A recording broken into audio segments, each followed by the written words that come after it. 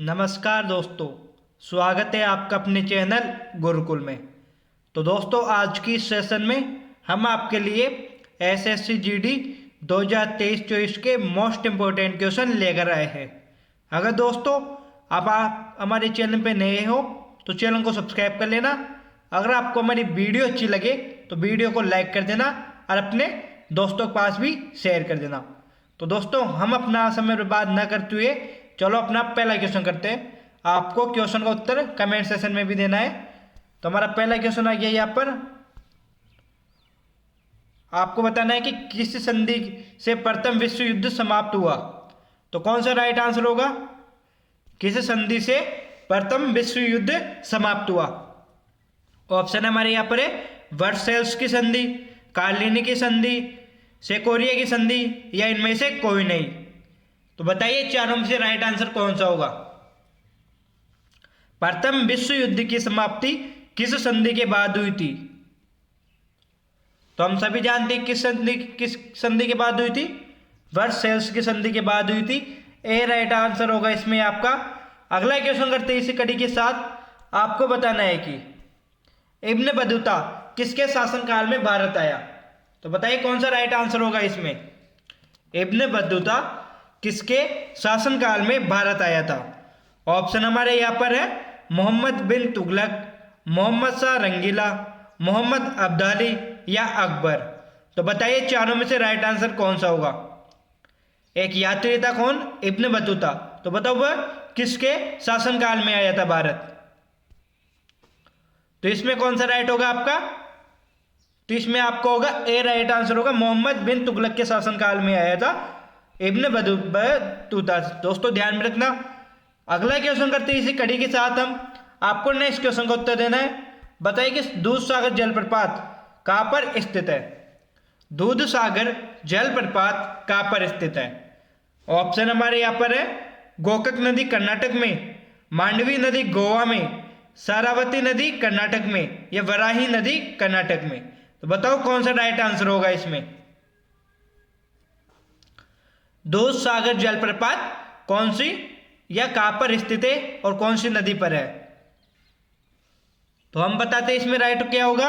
तो इसमें B right होगा। मांडवी नदी गोवा में स्थित है दूधसागर जलप्रपात। बी राइट आंसर होगा इसमें आपका। ध्यान में रखना। अगला क्वेश्चन करते हैं इस कड़ी के साथ। तो आपको नेक्स्ट क्वेश्चन का उत्तर देना है। आपको बताना है कि केसरी और मराठा अखबारों का संपादन किसने किया था? केसरी और मराठा अखबारों का संपादन किसने किया था? यह क्वेश्चन है हमारा। ऑप्शन हमारे यहाँ पर है राजेंद्र प्रसाद, राजा राम मोहन राय, बाल गंगाधर तिलक, ईश्वरचंद्र विद्यासागर। तो बताइए कौन सा राइट आंसर होगा? केसरी और मराठा अखबारों का संपादन किसने किया था? तो किसने किया था केसरी और मराठा का संपादन? वो किया था बाल गंगाधर तिलक ने। ऑप्शन सी राइट होगा इसमें आपका। ध्यान में रखना कौन सा राइट होगा? सी राइट आंसर होगा। अगला क्वेश्चन करते हैं इसी कड़ी के साथ। नेक्स्ट क्वेश्चन को उत्तर देना है आपको। बताना है कि आपको भारत का प्रमाणिक समय उस स्थान का स्थानीय समय है जो स्थित है। तो कौन सा राइट आंसर होगा? भारत का प्रमाणिक समय उस स्थान का स्थानीय समय है जो स्थित है भोपाल के समीप, इलाहाबाद के समीप, कानपुर के समीप या दिल्ली के समीप। तो कौन सा राइट आंसर होगा?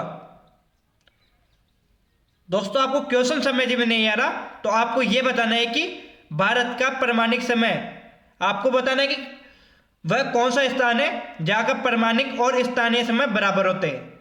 यह क्वेश्चन है। आपको क्वेश्चन थोड़ा समझ में नहीं आया होगा तो आपको यह बताना है कि वह भारत में कौन सा स्थान है जिसका प्रमाणिक समय और स्थानीय समय बराबर होते हैं। तो किसके समीप है वो? तो वो है इलाहाबाद के समीप स्थित है ऐसा स्थान जिसका प्रमाणिक और स्थानीय समय बराबर होते हैं। अगला क्वेश्चन करते हैं इसी कड़ी के साथ। आपको बताना है कि किस भारतीय राज्य की राजभाषा अंग्रेजी है? वह कौन सा राज्य है भारत का जिसकी राजभाषा अंग्रेजी है दोस्तों? ऑप्शन हमारे यहाँ पर है गोवा, नागालैंड, सिक्किम और मणिपुर। तो चारों में से राइट आंसर कौन सा होगा इसमें? तो बताइए चारों में से राइट कौन सा होगा? तो इसमें बी राइट होगा आपका, नागालैंड। नागालैंड की राजभाषा कौन सी है? अंग्रेजी। ध्यान में रखना। अगला क्वेश्चन करते हैं इसी कड़ी के साथ। हम आपको बताना है कि क्वेश्चन को ध्यान से पढ़ना, फिर उत्तर देना दोस्तों। बांग्लादेश का राष्ट्रगान कौन सा है और इसे किसने लिखा है? तो दो क्वेश्चन है यहां पर कि बांग्लादेश का राष्ट्रगान कौन सा है और इसे किसने लिखा है। ऑप्शन हमारे यहां पर है आमार सोनार बांग्ला, जो रविंद्रनाथ टैगोर ने लिखा है। तो अमार सोनार बांग्ला रविंद्रनाथ टैगोर ने, हमार सोनार बांग्ला बंकिम चंद्र चटर्जी ने, और ऑप्शन डी है हमारा इनमें से कोई नहीं। तो बताओ बांग्लादेश का राष्ट्रीय गान कौन सा है? तो वो ए राइट होगा इसमें। कौन सा है? आमार सोनार बांग्ला, ए राइट आंसर होगा इसमें। ध्यान में रखना किसके द्वारा लिखा गया? रविंद्रनाथ टैगोर द्वारा लिखा गया। हमारा भारत का राष्ट्रगान कौन सा है? तो हमारा भारत का राष्ट्रगान है जन गण मन। ये भी किसके द्वारा लिखा गया? रविंद्रनाथ टैगोर द्वारा लिखा गया था। इसी कड़ी के साथ नेक्स्ट क्वेश्चन करते हैं हम। आपको बताना है कि हाल ही में केंद्रीय मंत्री अनुराग सिंह ठाकुर ने पहली बार कौन से खेलों के आयोजन की घोषणा की है? क्वेश्चन को ध्यान से पढ़ना, फिर उत्तर देना। हाल ही में केंद्रीय मंत्री अनुराग सिंह ठाकुर ने पहली बार कौन से खेलों के आयोजनों की घोषणा की है? ऑप्शन हमारे यहां पर है खेलो इंडिया यूथ गेम्स, खेलो इंडिया यूनिवर्सिटी गेम्स, खेलो इंडिया जनजातीय गेम्स, या खेलो इंडिया पैरा गेम्स। तो कौन सा राइट आंसर होगा? तो कौन से गेमों की या कौन से खेलों की घोषणा की है? वो है खेलो India para games. Option D right answer होगा इसमें आपका। ध्यान में रखना। अगला क्वेश्चन करते हैं इसी कड़ी के साथ। आपको नेक्स्ट क्वेश्चन को उत्तर देना है दोस्तों। अगला क्वेश्चन करने से पहले अभी तक आपने हमारी चैनल को सब्सक्राइब नहीं किया तो चैनल को सब्सक्राइब कर देना, और अभी तक यदि आपने वीडियो को लाइक नहीं किया तो वीडियो को भी लाइक कर देना और दोस्तों के पास भी शेयर कर देना। अगला क्वेश्चन आ गया हमारा यहां पर। क्वेश्चन है हमारा किस संशोधन अधिनियम द्वारा ग्राम सेवक को ग्राम विकास अधिकारी से प्रतिस्थापित किया गया है? क्वेश्चन थोड़ा बड़ा है, ध्यान से पढ़ना, फिर उत्तर देना कि वह कौन सा संशोधन अधिनियम था जिसमें ग्राम सेवक को ग्राम विकास अधिकारी से प्रतिस्थापित किया गया था। ऑप्शन हमारे यहां पर है राजस्थान पंचायती राज संशोधन अधिनियम 2017, राजस्थान पंचायती राज संशोधन अधिनियम 2015, राजस्थान पंचायती राज संशोधन अधिनियम 2021, या राजस्थान पंचायती राज संशोधन अधिनियम 2019। तो कौन सा राइट आंसर होगा इसमें बताना है आपको। तो कौन सा संशोधन अधिनियम था जिसमें ग्राम सेवक का नाम बदलकर ग्राम विकास अधिकारी कर दिया गया? तो वो था दोस्तों राजस्थान पंचायती राज संशोधन अधिनियम 2021। सी राइट आंसर होगा इसमें आपका। ध्यान में रखना। अगला क्वेश्चन करते हैं इसी कड़ी के साथ। क्वेश्चन है हमारा दोस्तों यहां पर मोहम्मडन एंग्लो ओरिएंटल कॉलेज जो कहां पर है? अलीगढ़ में, के संस्थापक कौन है, कौन थे? तो बताइए कौन सा राइट आंसर होगा। Mohammedan Anglo oriental college Aligarh के संस्थापक कौन थे? ऑप्शन हमारे यहां पर है खुदा बख्श, अब्दुल लतीफ, सर सैयद अहमद खां, अब्दुल गफार खां। तो कौन सा राइट आंसर होगा इसमें? तो कौन थे? तो मोहम्मडन एंग्लो ओरिएंटल कॉलेज के संस्थापक कौन थे? सर सैयद अहमद खां। आपका कौन सा राइट होगा? सी राइट आंसर हो जाएगा इसमें आपका। इसी कड़ी के साथ नेक्स्ट क्वेश्चन करते हैं हम। आपको बताना है कि चौक पूर्णा भारत के किस क्षेत्र की लोक कला है? बताइए कि चौक पूर्णा भारत के किस क्षेत्र की लोक कला है? ऑप्शन हमारे यहां पर है उत्तर प्रदेश, बिहार, छत्तीसगढ़, या मध्य प्रदेश। तो बताइए कि चौक पूर्णा भारत के कौन से क्षेत्र की लोक कला है? तो इसमें आपका सही उत्तर कौन सा होगा? ए होगा। उत्तर प्रदेश की लोक कला है चौक पूर्णा। ध्यान में रखना। अगला क्वेश्चन करते हैं इसी कड़ी के साथ। आपको बताना है कि भारत में स्थित चूलिया जलप्रपात किस नदी पर स्थित है? तो बताइए कौन सा राइट आंसर होगा। भारत में स्थित चूलिया जलप्रपात किस नदी पर स्थित है? ऑप्शन हमारे यहाँ पर है कृष्णा नदी, बेतवा नदी, सोन नदी या चंबल नदी। तो चूलिया जलप्रपात कौन सी नदी पे? चंबल नदी पर स्थित है दोस्तों, ध्यान में रखना। इसमें आपका डी राइट आंसर होगा। चंबल नदी पे कौन से राज्य में है चूलिया जलप्रपात? वो है राजस्थान में। कौन से राज्य में? राजस्थान में स्थित है। अगला क्वेश्चन करते हैं हम। आपको बताना है कि कृष्णा नदी किसी पर्वत से निकलती है? कृष्णा नदी किसी पर्वत से निकलती है? ऑप्शन हमारे यहाँ पर है ऊटकामंड, महाबलेश्वर, अनाईमुदी या डोडा बेटा। तो बताइए कि कृष्णा नदी का उद्गम कौन सी पर्वत श्रृंखला से होता है? तो कौन सा राइट आंसर होगा इसमें आपका? तो इसमें बी राइट आंसर होगा, महाबलेश्वर से। आपका बी राइट आंसर हो जाएगा इसमें। इसी कड़ी के साथ नेक्स्ट क्वेश्चन करते हैं। आपको बताना है कि जीवन कुटीर के गीत निम्न में से किसके द्वारा लिखा गया? तो बताओ कौन सा राइट आंसर होगा। जीवन कुटीर के गीत जो कि एक कविता है दोस्तों, तो किसके द्वारा लिखी गई थी? ऑप्शन हमारे यहाँ पर है जयनारायण व्यास द्वारा, हीरालाल शास्त्री के द्वारा, गोकुल भाई भट्ट के द्वारा या हरिभाई उपाध्याय के द्वारा। तो बताइए कौन सा राइट आंसर होगा इसमें? तो इसमें बी राइट होगा, हीरालाल शास्त्री के द्वारा लिखे गए थे जीवन कुटीर के गीत। बी राइट आंसर हो जाएगा इसमें आपका। नेक्स्ट क्वेश्चन करते हैं इसी कड़ी के साथ। आपको बताना है कि मध्य प्रदेश में स्थित इंदिरा सागर बांध किस नदी पर बनाया गया? तो कौन सा राइट आंसर होगा इसमें? मध्य प्रदेश में स्थित इंदिरा सागर बांध या इंदिरा गांधी सागर बांध किस नदी पर बनाया गया? ऑप्शन हमारे यहां पर है यमुना नदी, चंबल नदी, नर्मदा नदी या कृष्णा नदी। तो कौन सी नदी पे? तो वो बनाया गया दोस्तों नर्मदा नदी पे। सी राइट आंसर हो जाएगा इसमें आपका। ध्यान में रखना कौन सा राइट होगा, सी राइट आंसर हो जाएगा। अगला क्वेश्चन करते हैं इसी कड़ी के साथ। तो बताइए कि आपको नेक्स्ट क्वेश्चन का उत्तर क्या होगा। राष्ट्रीय जलमार्ग 1 या NW1 किस नदी पर स्थित है? तो बताइए राइट आंसर क्या होगा इसमें। NW1 किस नदी पर स्थित है?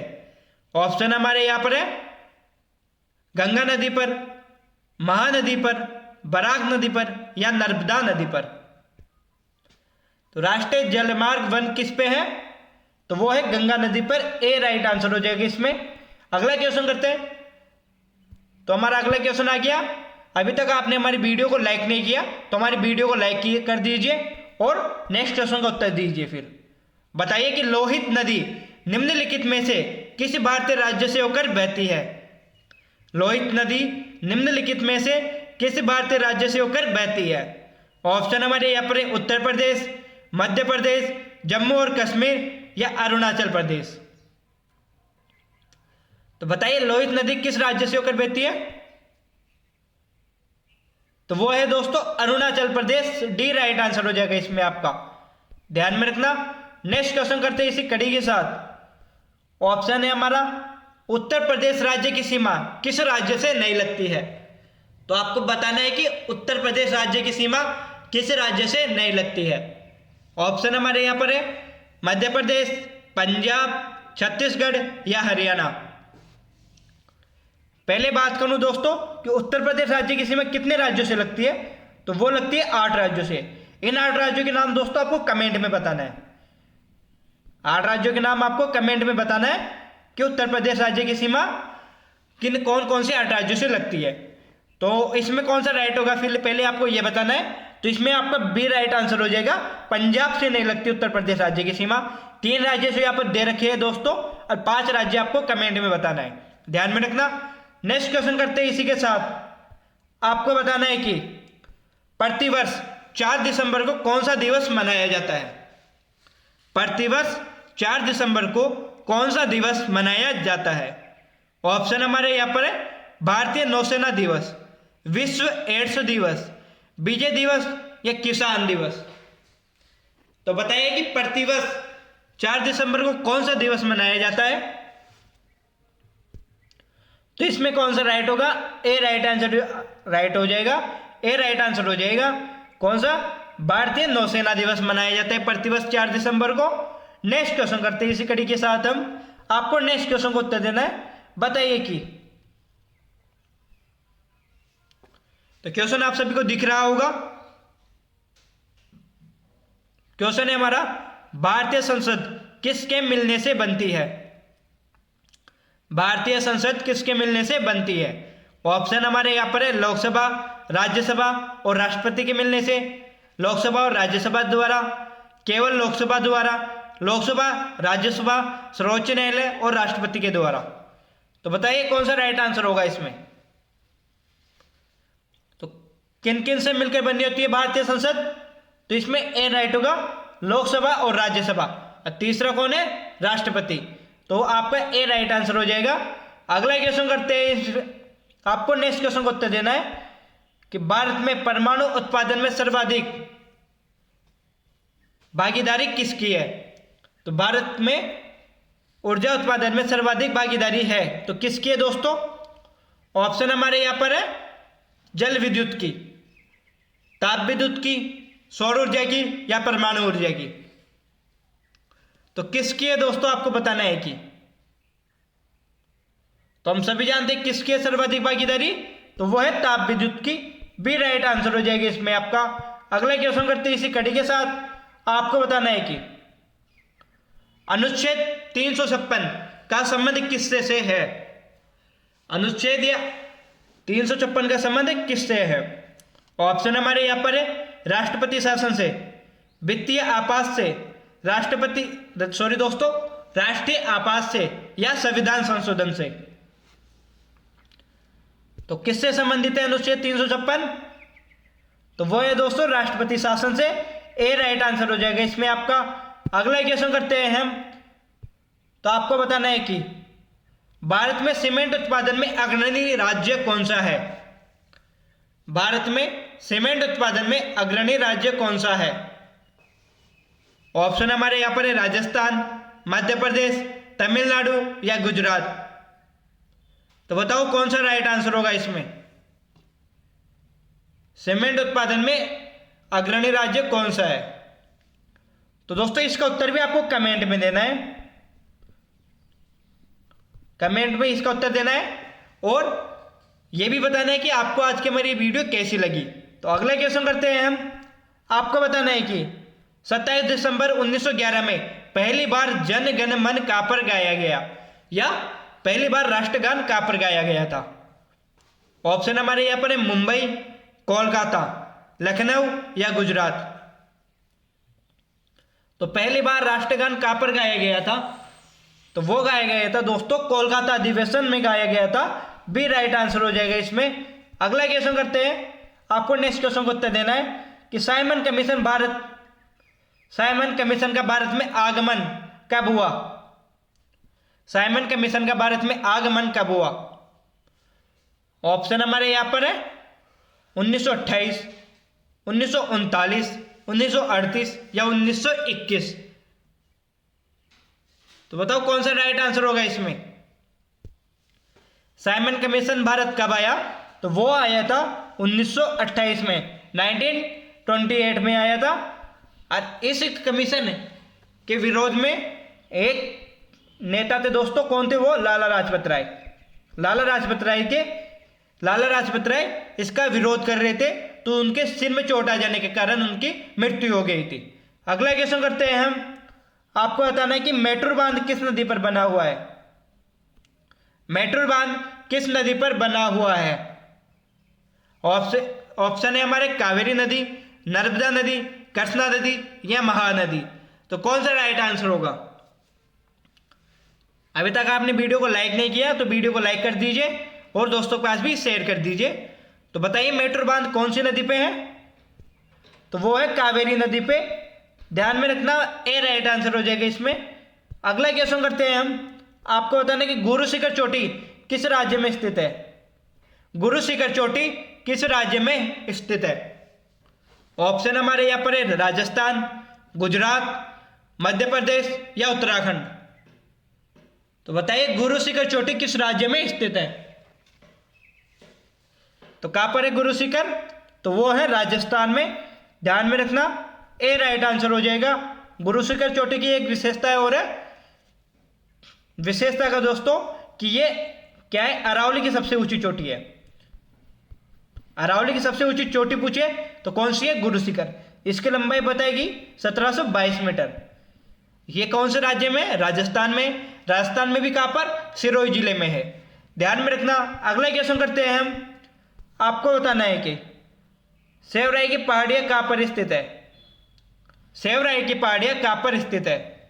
ऑप्शन है हमारे तमिलनाडु, आंध्र प्रदेश, कर्नाटक या केरल। तो बताइए सेवराई की पहाड़ियां कहां पर स्थित है?